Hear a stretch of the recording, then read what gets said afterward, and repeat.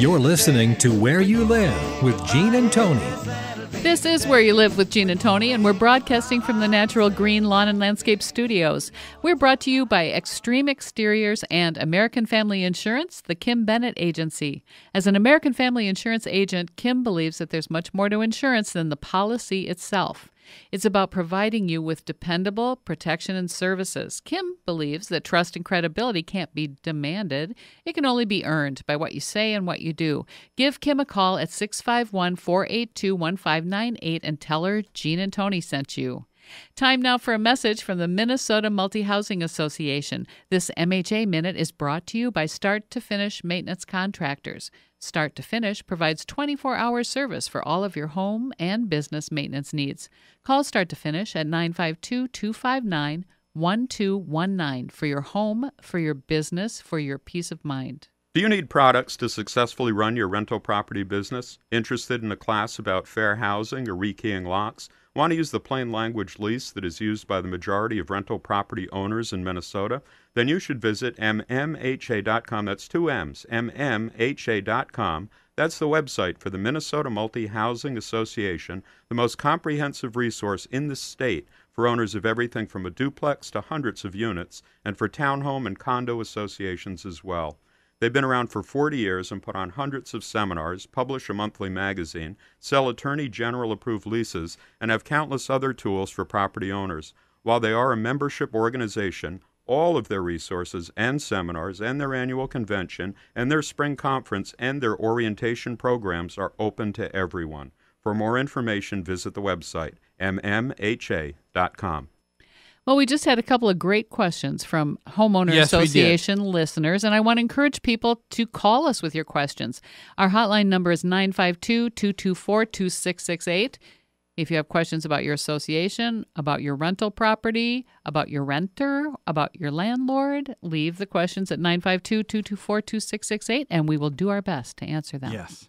Well, the last story that I want us to tackle this morning is coming out of the Colorado Springs Gazette, and we've talked about this before on the show. In Colorado a couple years ago, they felt, the people in the legislature, that maybe they were hearing a lot of disruption and concern from people who lived in homeowner associations, and maybe what we need to do is set up another government agency. and so they did that. They set up what was called the Homeowner Association Information Office and Resource Center.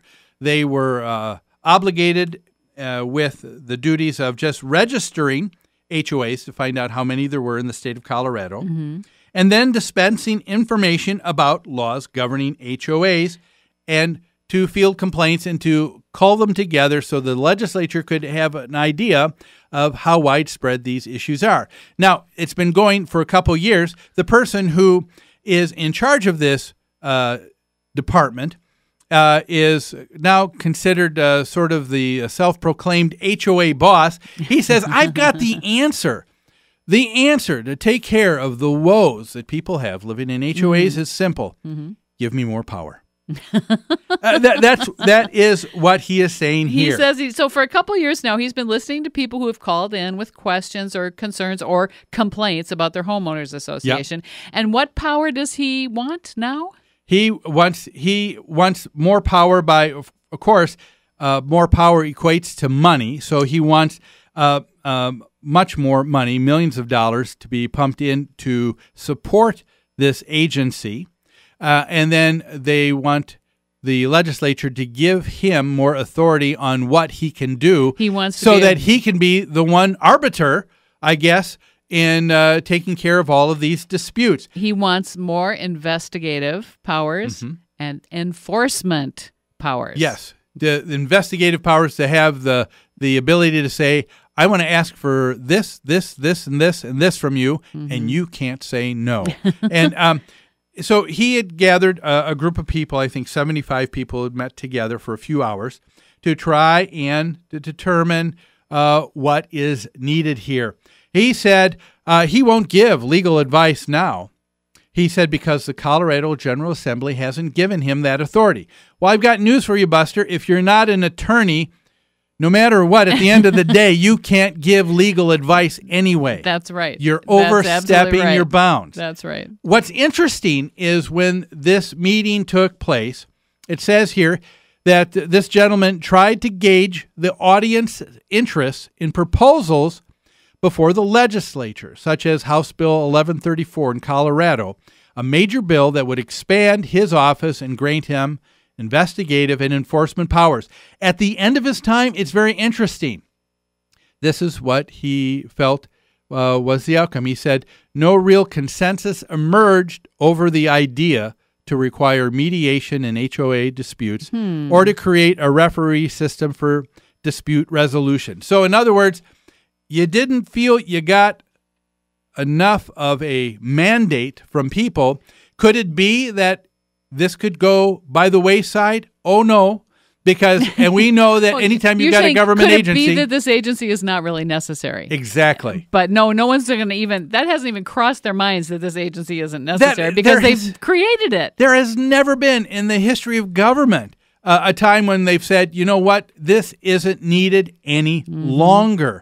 And I just think that this is really egregious. Now, to put this in perspective, if you had a salesman, ladies and gentlemen, who said, I know how to save you money. Okay. They make that statement, you would be grabbing your wallet or your purse because you know that they're going to be asking you for money. Sure. When you hear a government agency, a government bureaucrat say, I know how to make things better for you in your life, folks, you need to be careful. You should be grabbing more than your wallet. That's right. Because you're in for trouble. Yes, it is unbelievable. Here, he was explaining what has taken place. And now, folks, for those of you who had listened to our show 2 years ago, you'll remember that we first announced this new department from Colorado. And at that point, they said, the first year, all we want to do is register HOAs. And charge each HOA a registration fee, by the way. More money, right, yes. Right. And then be able to log all of the complaints and see how many complaints come in. They figured there were 2 million homes that deal with... No, 8,300 HOAs, 2 million people in 2 million people in those HOAs. Okay. 2 million people in 8,300 associations. Yep, statewide. Yes. And so they were trying to collect information to see just how widespread is problems and complaints and corruption in HOAs, and we right? looked at this. After year one, they had received no more than 1,800 or 1,900 calls. Phone calls. And a third of them were just people who called and said, what is this department? What do you guys do? I mean, that's what it was. They found the phone number somewhere? Yes. Now take a look at what he said. Year two, he said he gets 25 calls a day. Okay. Well, let's see. 25 calls a day, 5 days a week means 125. Okay. Times that by 10, right? That's what? That's 1,125, isn't it? No, it's 1,250. 1,250. 1,250. Man, you should have told me there was going to be a test. Times 5.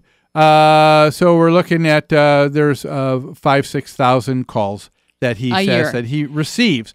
But again, that is such a small percentage. No, wait a minute. He says most of those are frivolous or are simple questions that can be answered in a conversation. The actual complaints that were filed? Yep, that's what I was... Yep. Is that what you were getting to? Yep. Okay, you go ahead. No, go ahead. You go ahead. 309 actual complaints were filed in 2012. 309 complaints, and there are 8,300 HOAs. So while the number of calls increased quite a bit from a 1,900 to maybe 5,000 to 6,000, that sounds impressive. The number of actual complaints went down from probably about 1,200 down to about 300. Yeah. And he's saying this needs more money? So I think you can make an argument for the fact that it's nice. People are liking the fact that there's a central place they can go to with their HOA questions.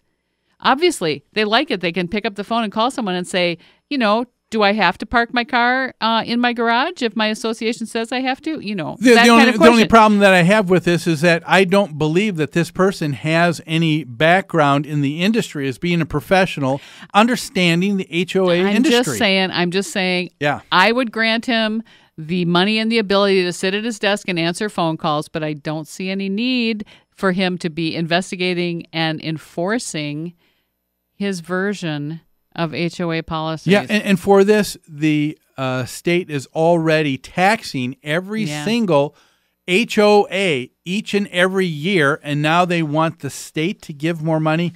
My goodness, if there is any reason, any common sense in the folks of Colorado, I think you would be able to take a look. We've tested this out, and that's okay. I'm all right with them saying, let's test it out. Sure. But now that we have got an understanding, to me, that is really small potatoes. Yeah, I think so too. Yeah. I think so too.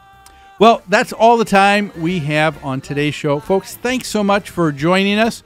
We hope you have a great weekend. We look forward to having you here next Saturday on Where You Live with Gene and Tony. Take care now. Bye-bye then.